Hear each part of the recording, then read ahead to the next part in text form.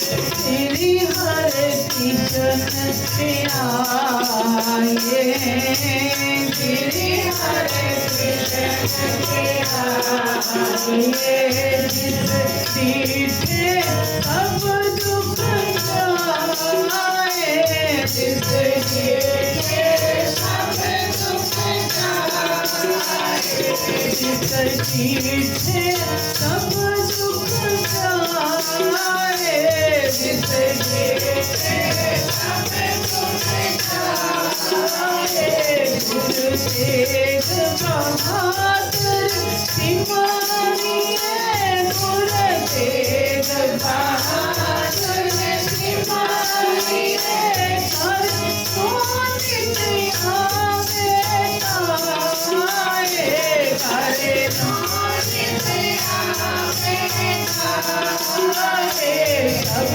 भाई होए सहाय, सब भाई होए सहाय, श्री हरे कृष्ण से आए, श्री हरे कृष्ण से आए, श्री हरे कृष्ण, श्री हरे कृष्ण, श्री हरे कृष्ण से आए।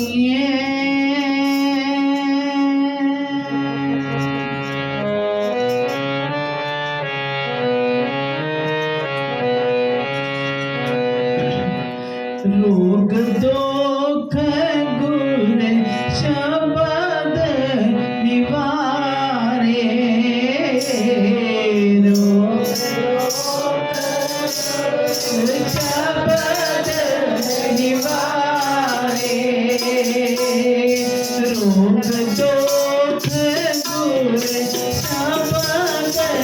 निवारे, रोग दोख गुण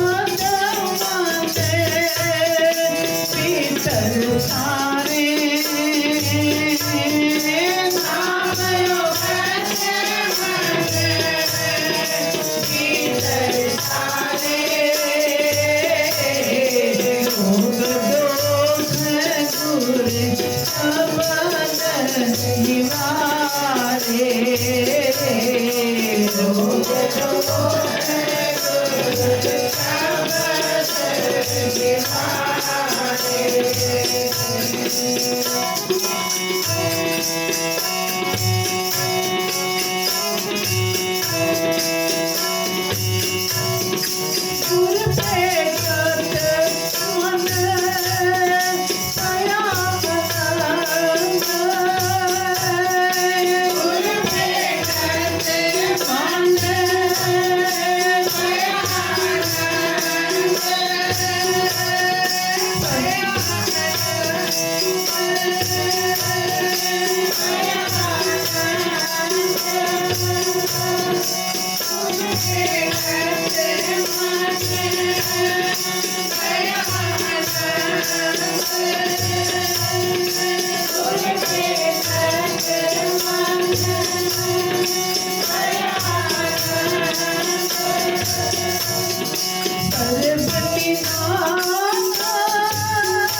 निवारे, रोग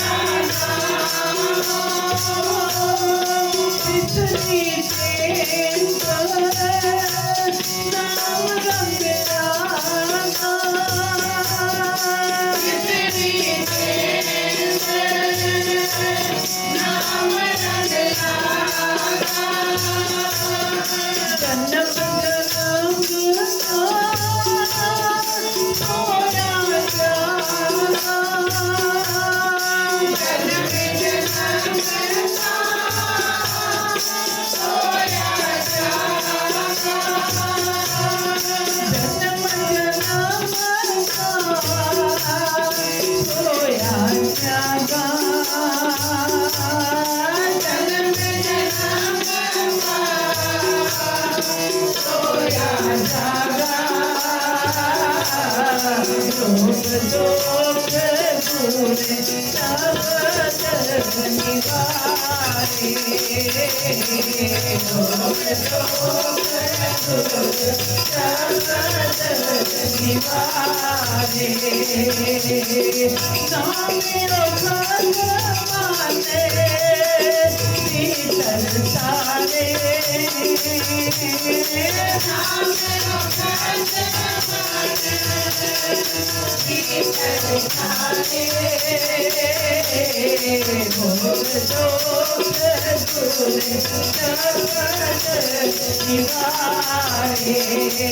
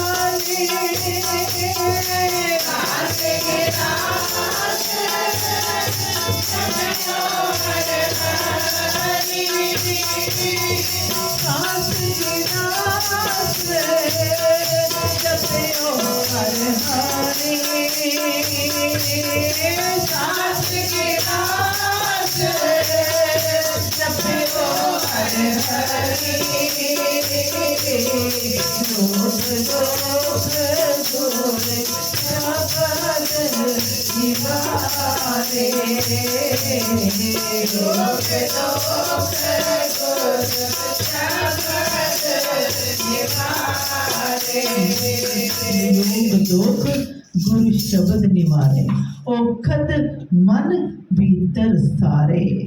लोग दोख गुरु शब्द निवारे, गुरु भेटत मन भया आनंद, सर्व निधान नाम भगवंत।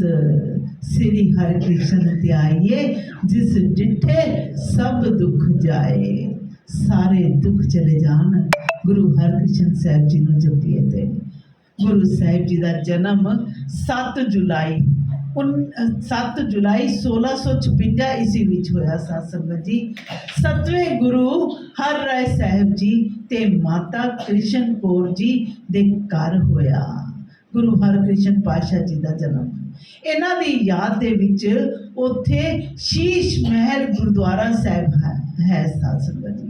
बाबा राम राय जी इन्हां दे वड्डे भरा हन, जिन्हां दी उम्र 9 साल दी है ते भैण 4 साल वड्डी है, जिसका नाम है रूप कौर। एक बारी बाबा राम राय जी हरकृष्ण साहब जी नूं कहंदे ने, बाबा राम राय जी हरकृष्ण जी प्रभु सिमरन विच बैठे सन। जदों प्रभु सिमरन दोनों ही बैठे सन, बाबा राम राय जी भी ते गुरु हरकृष्ण पातशाह जी भी दोनों बैठे सन, ध्यान विच मगन सन प्रभु सिमरन दे विच। तद पिता गुरु हर राय पातशाह जी ने दोनों की परख करनी चाहिए कि कौन गुरबाणी विच अभेद होके सिमरन विच बैठा है। इन्हां ने अपने एक सिख नूं सूई दे के भेजा साध संगत जी कि वारी वारी चुबाओ, किसदा ध्यान भंग हुंदा है, किसदा ध्यान भंग हुंदा है। जदों राम राय जी नूं सूई चुबोई तां उन्हां ने पीड़ा महसूस कीती ते सीधी आवाज़ निकाली ते नाले ही अखां खोल दित्तियां। पर गुरु हरकृष्ण पातशाह जी ध्यान विच मगन सन, पता ही नहीं चलिया। स्थिर अवस्था विच उसी तरह ही बैठे रहे जिस तरह बैठे सन। ते गुरु हरकृष्ण पातशाह जी कीरतपुर साहिब आने वालियां संगतां दा भी पूरा ध्यान रखदियां सन। ਜਿਹੜੀਆਂ ਸੰਗਤਾਂ ਬਾਹਰੋਂ ਆਉਂਦੀਆਂ ਸਨ, ਸਾਰਿਆਂ ਦਾ ਬੜਾ ਸਪੈਸ਼ਲ ਧਿਆਨ ਰੱਖਣਾ। ਤੇ ਰਾਮ ਰਾਏ ਜੀ ਉਹਨਾਂ ਦਾ ਧਿਆਨ ਨਹੀਂ ਰੱਖਦੇ ਸਨ। बचपन तो ही उन्होंने शिक्षा वाल विशेष ध्यान रखा गया, उन्होंने शिक्षा वाल इन्हों की याद कहते हैं जी शक्ति है ना, वो इतनी तेज सी कि इन्हों 4 साल की उम्र के विच ही साध संगत जी नित नेम दियां सारियां बाणियां याद सन। गुरु ग्रंथ साहिब जी के अनेक शब्द मुँह जबानी याद सन। जदों हर राय पातशाह जी संतां नूं उपदेश दिंदे सन तां उन्हां दे नाल बैठ के उन्हां दा विचार इतने मन दे नाल, इतने ध्यान दे नाल सुनदे सन कि याद कर लैंदे सन। सवेर हुंदे ही हर राय पातशाह जी अपने दवाखाने दे विच जांदे ते रोगियां दा इलाज करदे ते गुरु हरकृष्ण पातशाह जी भी रोगियां दी सेवा विच लग जांदे ते अपने गुरु पिता दी मदद करदे। कई बार रोगी जिहड़े ने वो बालक हरकृष्ण पातशाह जी दी छूह पा के ही ठीक हो जाते। आखो सतनाम श्री हरकृष्ण ध्याइए, जिस डिठे सब दुख जाए। उन्हां दिनां विच साध संगत जी मुगल राजा औरंगजेब का शासन सी। ये राजा बड़ा ही कन्ना दा कच्चा सी, बड़ा ही कच्चा सी। किसी ने भी कुछ कह देना तो उसकी गल नूं सच समझ के ते अपने लागू कर देने। उसने जदों उसनूं खबर मिली कि हर राय पातशाह जी ने दे नाल संगतां जुड़दियां जा रही हैं, होर संगतां आंदियां पईयां हन ते सारियां जुड़ रही हैं, इतना सुन के उसने अपने सेवकां नूं भेज के कीरतपुर साहिब तो साहिब जी नूं दिल्ली आने वास्ते उसका संदेशा भेज दिता कि दिल्ली आओ। 1661 की गल है साध संगत जी, ये गल है तब गुरु हर राय पातशाह जी आप दिल्ली नहीं गए ते अपने वड्डे पुत्र राम राय जी नूं भेज दिता। जदों राम राय जी नूं भेजण लगे ते कहा बादशाह औरंगजेब कोई भी सवाल करे उस तो डरना नहीं है, डरना नहीं है बल्कि बड़ी सूझबूझ दे नाल ते बड़ी निडरता दे नाल जवाब देना है। अगर करामात दिखाण नूं कहवे ते मना कर देना।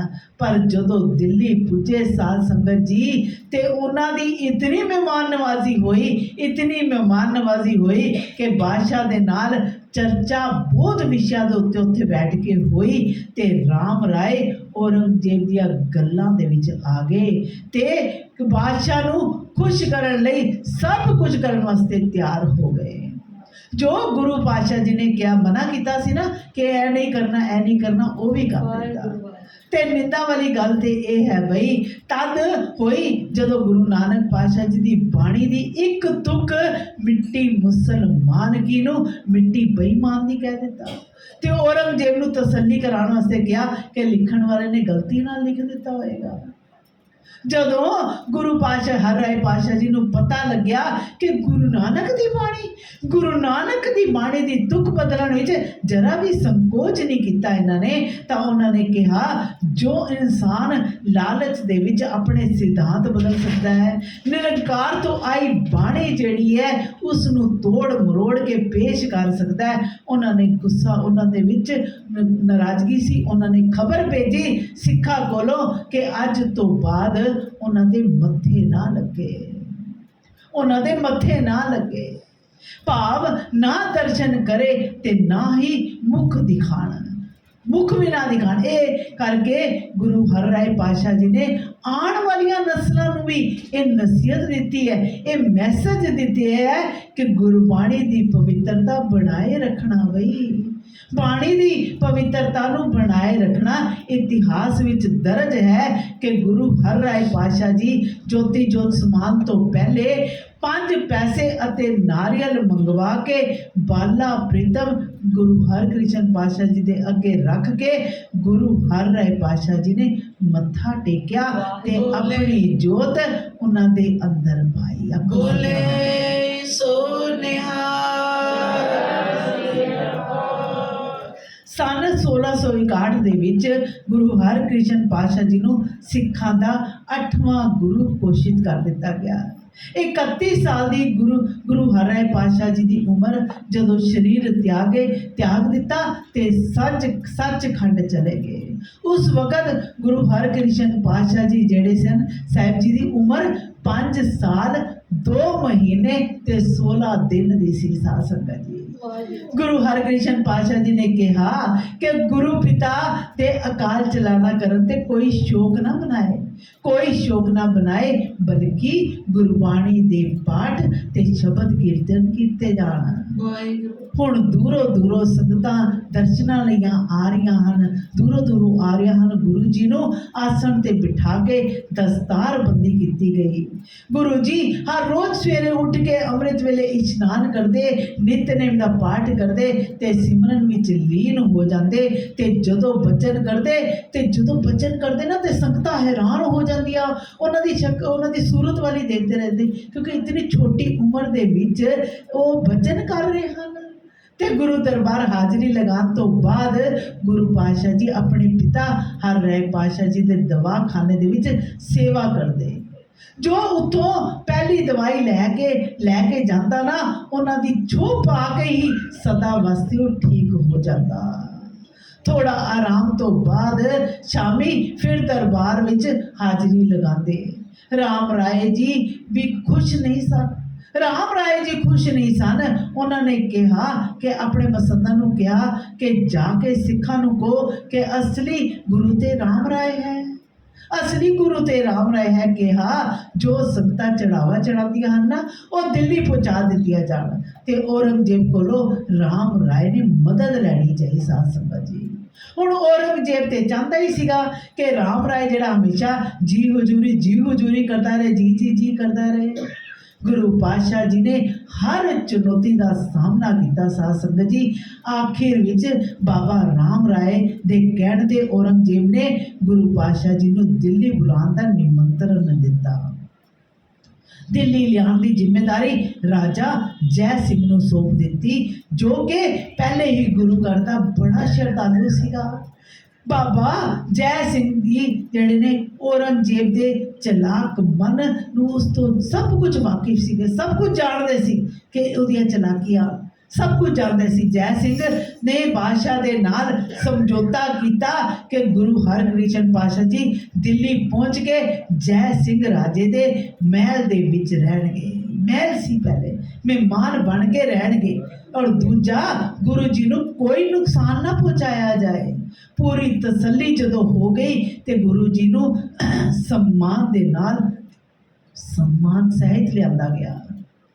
ਪਰ ਪਰਸਰਾਮ ਜਿਹੜਾ ਸੀ, ਪਰਸਰਾਮ ਨੂੰ ਕੀਰਤਪੁਰ ਭੇਜ ਦਿੱਤਾ ਗਿਆ ਗੁਰੂ ਪਾਤਸ਼ਾਹ ਜੀ ਨੂੰ ਲਿਆਉਣ ਵਾਸਤੇ। ਇਤਿਹਾਸ ਦੇ ਵਿੱਚ 2 ਵਾਰੀ ਪਹਿਲੇ ਵੀ ਐਸਾ ਹੋ ਚੁੱਕਿਆ ਸੀ, ਜਦ ਜਾਗੀਰ ਨੇ ਗੁਰੂ ਅਰਜਨ ਦੇਵ ਪਾਤਸ਼ਾਹ ਜੀ ਨੂੰ ਲਾਹੌਰ ਬੁਲਾਇਆ ਸੀ ਤੇ ਉਹਨਾਂ ਨੂੰ ਬੜੀਆਂ ਯਤਨਾਵਾਂ ਦੇ ਕੇ ਸ਼ਹੀਦ ਕਰ ਦਿੱਤਾ ਸੀ।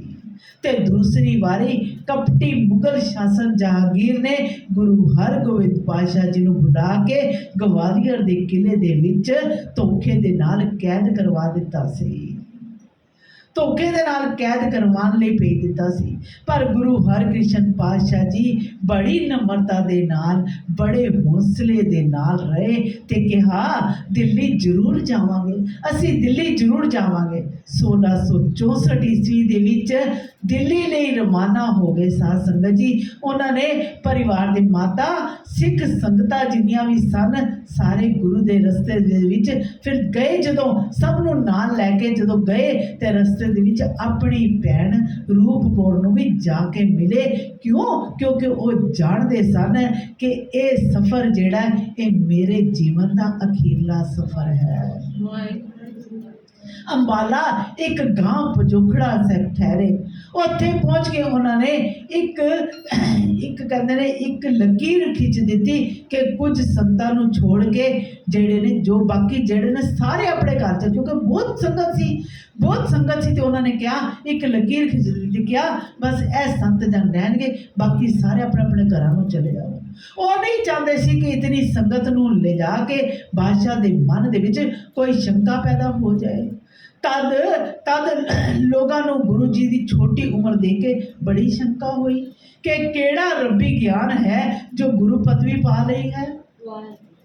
ਇੱਕ ਪੰਡਿਤ ਸੀ ਸਾਧ ਸੰਗਤ ਜੀ, ਲਾਲ ਚੰਦ, ਉਸ ਦੇ ਵਿੱਚ ਵੀ 2 ਵਿਮਾਨ ਸਨ। ਇੱਕ ਤੇ ਮੈਂ ਬ੍ਰਾਹਮਣ ਹਾਂ, ਦੂਸਰਾ ਮੈਂ ਵਿਦਵਾਨ ਹਾਂ।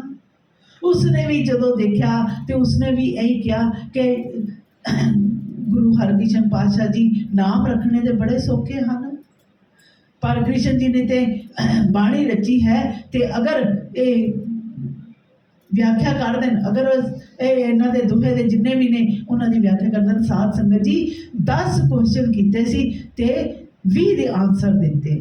ਛੱਜੂ ਚੀਵਰ ਨੇ, ਜਿਸ ਨੂੰ ਗੁਰੂ ਹਰਕ੍ਰਿਸ਼ਨ ਪਾਤਸ਼ਾਹ ਜੀ ਨੇ ਛੜੀ ਤੇ ਹੱਥ ਲਗਾ ਦਿੱਤੀ। ਕਿਉਂਕਿ ਉਹ ਗੂੰਗਾ ਸੀ, ਬਹਿਰਾ ਸੀ, ਉਸ ਨੂੰ ਕੁਝ ਸੋਝੀ ਨਹੀਂ ਸੀ। ਪਰ ਗੁਰੂ ਪਾਤਸ਼ਾਹ ਜੀ, ਜੇ ਗੁਰੂ ਨਾਲ ਹੋਵੇ, ਜੇ ਗੁਰੂ ਵੱਲ ਹੋਵੇ ਤੇ ਫਿਰ ਕੀ ਨਹੀਂ ਹੋ ਸਕਦਾ। ਵਾਹਿਗੁਰੂ। ਪੰਜੋਖੜਾ ਸਾਹਿਬ ਜੋ ਇਸ਼ਨਾਨ ਕਰਕੇ ਸੱਚੇ ਮਨ ਦੇ ਨਾਲ ਸੀਸ ਝੁਕਾਏਗਾ ਨਾ, ਉਸ ਦੀ ਇੱਛਾ ਪੂਰੀ ਹੋਏਗੀ ਤੇ ਗੂੰਗਾ ਬਹਿਰਾ ਵੀ ਠੀਕ ਹੋ ਜਾਏਗਾ।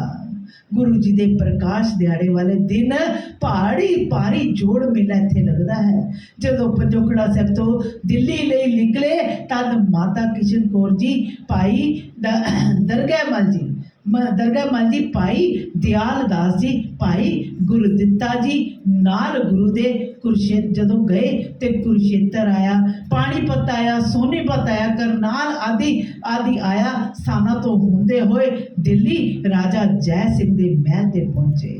ਰਾਜੇ ਨੇ ਗੁਰੂ ਜੀ ਦਾ ਸਤਿਕਾਰ ਕੀਤਾ। ਜਦੋਂ ਸਤਿਕਾਰ ਕੀਤਾ ਤੇ ਚਾਂਦੀ ਦੇ ਥਾਲ ਭੇਟਾ ਕੀਤੇ। ਚਾਂਦੀ ਦੇ ਥਾਲ ਜਿਹੜੇ ਨੇ ਉਹਨਾਂ ਦੇ ਵਿੱਚ ਦਿੱਤਾ, ਸਮਾਨ ਦਿੱਤਾ ਤੇ ਉਹਨਾਂ ਨੇ ਦਿੱਤਾ ਤੇ ਜਿਸ ਨੂੰ ਗੁਰੂ ਪਾਤਸ਼ਾਹ ਜੀ ਨੇ ਉਸੇ ਵਕਤ ਇੱਕ ਪਲ ਵੀ ਨਹੀਂ ਲੱਗਿਆ ਕਿ ਉਹਨਾਂ ਨੇ ਕੀ ਕੀਤਾ, ਸਭ ਨੂੰ ਵੰਡ ਦਿੱਤਾ। ਸਭਨਾਂ ਦੇ ਮਨ ਵਿੱਚ ਸ਼ੰਕਾ ਸੀ ਕਿ ਉਸੇ ਤਰ੍ਹਾਂ ਰਾਣੀ ਦੇ ਮਨ ਦੇ ਵਿੱਚ ਵੀ ਸ਼ੰਕਾ ਸੀ। ਇਹ ਵਿਚਾਰ ਆਇਆ ਕਿ ਗੁਰੂ ਜੀ ਦੀ ਪਰਖ ਕਰਨੀ ਚਾਹੀਦੀ ਹੈ। ਬਈ ਗੁਰੂ ਜੀ ਦੀ ਪਰਖ ਕਰਨੀ ਚਾਹੀਦੀ ਹੈ। ਇਤਿਹਾਸ ਵਿੱਚ ਕਿਹਾ ਗਿਆ ਹੈ ਕਿ ਰਾਣੀ ਨੇ ਦਾਸੀ ਦਾ ਵੇਸ਼ ਧਾਰਨ ਕਰਕੇ ਦੂਸਰੀ ਦਾਸੀਆਂ ਦੇ ਵਿੱਚ ਜਾ ਕੇ ਬੈਠ ਗਈ। ਹੁਣ ਅੰਤਰਜਾਮੀ ਗੁਰੂ ਜੀ ਜਦੋਂ ਰਾਣੀ ਦੇ ਮਹਿਲ ਪਹੁੰਚੇ ਤਾਂ ਸਾਰੀਆਂ ਦਾਸੀਆਂ ਚਰਨਾਂ ਤੇ ਮੱਥਾ ਟੇਕ ਕੇ ਬੈਠ ਗਈਆਂ। ਗੁਰੂ ਪਾਤਸ਼ਾਹ ਜੀ ਨੇ ਹੱਥ ਦੇ ਵਿੱਚ ਪਕੜੀ ਛੜੀ ਤੇ ਵਾਰੀ ਸਾਰੀਆਂ ਦਾਸੀਆਂ ਦੇ ਸਿਰ ਦੇ ਉੱਤੇ ਰੱਖੀ ਗਏ। ਸਾਰੀਆਂ ਦਾਸੀਆਂ ਦੇ ਸਿਰ ਦੇ ਉੱਤੇ ਰੱਖ ਰਹੇ ਨੇ ਤੇ ਕਹਿ ਰਹੇ ਹਨ, ਇਹ ਵੀ ਰਾਣੀ ਨਹੀਂ ਹੈ, ਇਹ ਵੀ ਰਾਣੀ ਨਹੀਂ ਹੈ। ਪਰ ਜਦੋਂ ਰਾਣੀ ਦੀ ਵਾਰੀ ਆਈ ਸਾਧ ਸੰਗਤ ਜੀ ਤਾਂ ਸਿਰ ਤੇ ਛੜੀ ਰੱਖ ਕੇ ਕਿਹਾ, ਇਹ ਰਾਣੀ ਹੈ। ਜਾ ਕੇ ਗੋਦ ਦੇ ਵਿੱਚ ਬੈਠ ਗਈ ਉਸਦੀ। ਉਸ ਵਕਤ ਰਾਣੀ ਨੂੰ ਕਿੰਨਾ ਸੁੱਖ ਦਾ ਅਨੁਭਵ ਹੋਇਆ ਹੋਏਗਾ, ਜਿਸ ਦੀ ਗੋਦ ਦੇ ਵਿੱਚ ਆਪ ਨਿਰੰਕਾਰ ਜਾ ਕੇ ਬੈਠ ਗਏ। ਹੁਣ ਰਾਜਾ ਜੈ ਸਿੰਘ ਜੀ ਨੇ ਖਬਰ ਪਹੁੰਚਾ ਦਿੱਤੀ, ਗੁਰੂ ਸਾਹਿਬ ਜੀ ਪਹੁੰਚ ਗਏ ਹਨ। ਔਰੰਗਜ਼ੇਬ ਨੇ ਆਪਣੇ ਸ਼ਹਿਜ਼ਾਦੇ ਨੂੰ ਗੁਰੂ ਪਾਤਸ਼ਾਹ ਜੀ ਦੇ ਦਰਸ਼ਨਾਂ ਲਈ ਭੇਜਿਆ। ਸ਼ਹਿਜ਼ਾਦੇ ਨੇ ਭੇਟਾ ਅਰਪਣ ਕਰਕੇ ਮੱਥਾ ਟੇਕਿਆ ਤੇ ਪ੍ਰਾਰਥਨਾ ਕੀਤੀ, हे ਗੁਰੂ ਪਾਤਸ਼ਾਹ ਜੀ, ਬਾਦਸ਼ਾਹ ਜੀ ਤੁਹਾਡੇ ਦਰਸ਼ਨ ਕਰਨਾ ਚਾਹੁੰਦੇ ਹਨ। ਬਾਦਸ਼ਾਹ ਜੀ ਤੁਹਾਡੇ ਦਰਸ਼ਨ ਕਰਨਾ ਚਾਹੁੰਦੇ ਆ। ਤਾਂ ਗੁਰੂ ਹਰਿਕ੍ਰਿਸ਼ਨ ਪਾਤਸ਼ਾਹ ਜੀ ਨੇ ਕਿਹਾ, ਸਾਡਾ ਪ੍ਰਣ ਹੈ ਕਿ ਅਸੀਂ ਕਿਸੇ ਬਾਦਸ਼ਾਹ ਜੀ ਦੇ ਮੱਥੇ ਨਹੀਂ ਲਗਾਵੇ। ਸ਼ਹਿਜ਼ਾਦਾ ਇਤਨਾ ਪ੍ਰਭਾਵਿਤ ਹੋਇਆ, ਜਾ ਕੇ ਸਾਰੀ ਗੱਲ ਬਾਦਸ਼ਾਹ ਨੂੰ ਦੱਸੀ ਕਿ ਗੁਰੂ ਜੀ ਚਾਹੇ ਉੱਪਰੋਂ ਬੱਚੇ ਹਨ ਪਰ ਸੂਝ-ਬੂਝ ਤੋਂ ਬੁੱਢੋ ਵਰਗੇ ਹਨ, ਬੁੱਢਿਆਂ ਵਰਗੇ। ਉਹਨਾਂ ਦਿਨਾਂ ਦੇ ਵਿੱਚ ਸਾਧ ਸੰਗਤ ਜੀ ਦਿੱਲੀ ਵਿੱਚ ਹੈਜਾ ਫੈਲਿਆ ਹੋਇਆ ਸੀ। हैजा महामारी फैली हुई सी। हुण गुरु पातशाह जी कोल बहुत सारे रोगी आण लगे, जिसनों भी अपने चरणों के नाल छू लैंदे ते जल दिंदे, उसी वक्त ही ठीक हो जाता, उसी वक्त ठीक हो जाता। तद इन्होंने उत्थे एक कुंड बना दिता, जिस विच अमृत वेले उठ के अपने चरणों के नाल छू के अमृत बना दिता। उसी अमृत दे विचों 8 पहर चरनामित रोगियों नूं पिलांदे रहे ते रोगी जिहड़े ने बिल्कुल स्वस्थ हो जाते। गुरु जी की महिमा के गुण गान करन लग गए। इसी गल नूं सुन के हुण श्री गुरु गोबिंद पातशाह जी ने भी अरदास विच यही शब्द लिखे, श्री हरिकृष्ण धियाए जिस डिठे सब दुख जाए। गुरु जी सारे धर्मां दे आए रोगी जिहड़े ने उन्हां दे उपचार करदे। मुसलमान जनता बड़ी प्रभावित होंदी उन्हां दे। गुरु जी दा नाम बाला पीर रख दिता मुसलमानां ने। सेवा करदे करदे उन्हां नूं एक दिन तेज बुखार हो गया ते दूसरे दिन उन्हां नूं चेचक हो गई। साथ संगत जद बीमारी ठीक होने ते नहीं आई तो आप जी राजा जय सिंह दे महल नूं छड़ दिता ते जमुना नदी दे किनारे अपना तंबू लगा के रहन लग गए। 2 दिन 2 रातां जमुना नदी दे किनारे बड़ी कष्ट दे नाल चलियां। उन्होंने हालात जदों ज़्यादा नाजुक हो गए तो माता जी ने बड़े दुखी मन दे नाल कहा, तुसी गुरु नानक देव जी दी गद्दी ते हो, तुसी ते सारे संसार दे कष्ट दुख दूर करन वाले हो गई। तुहाडी नज़र पैंदियां ही दुखियां दे दुख दूर हो जाते ने, फिर तुसी बीमार क्यों पै गए? तां कहा, माता जिस निरंकार ने ये शरीर नश्वर दिता है ना, उस शरीर नूं रोगी ते होना ही पैंदा है। सुख ते दुख दोनों ही जीवन दे 2 अंग हैं। गुरु नानक पातशाह जी ने यही संदेश दिता कि प्रभु जो भी करता है, परमात्मा करता है, वो उसके हुक्म के नाल होता है। इसलिए सब नूं एक निरंकार की आग्ञा दे विच रहना चाहिए है। इन्ना सुन के माता जी ने सारी संगत ने पूछा कि आप जी सानू किस दे जिम्मे लगा के जा रहे हो, सानू किस दे नाल लगा के जा रहे हो, इसी गद्दी दा वारिस कौन होएगा? तां गुरु हरकृष्ण पातशाह जी गुरबख्श जी नूं उन्होंने गुरबख्श जी उन्होंने 5 पैसे ते नाल नारियल मंगवा के मत्था टेकिया ते कहा, बाबा बसे जी ग्राम बकाले बन गुरु संगत सकल संभाले। गुरु जी दे अखीरले बचनों नूं सुन के संगतां ने अखीरले दर्शन दीदारे किते। साध संगत जी ते नाले जवाब भी मिल गया कि सिखा दे नवे गुरु जिहड़े ने गांव बकाले दे विच रहिंदे हन। बोले सो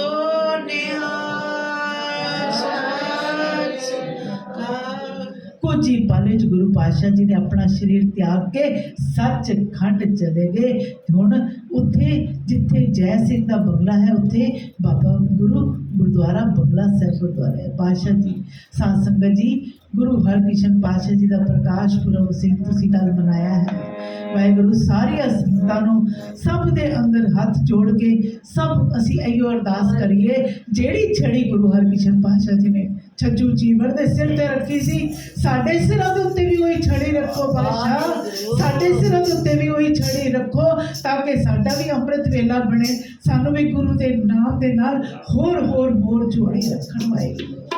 श्री हरकृष्ण ध्याये जिस डिठे सब दुख जाए, रोग दोख दूर शब्द निवारे, रोग दोख दूर शब्द निवारे। नामे भगवाने पीतर सारे, नामे भगवाने पीतर सारे, रोग दोख दूर शब्द निवारे, रोग दोख दूर शब्द निवारे।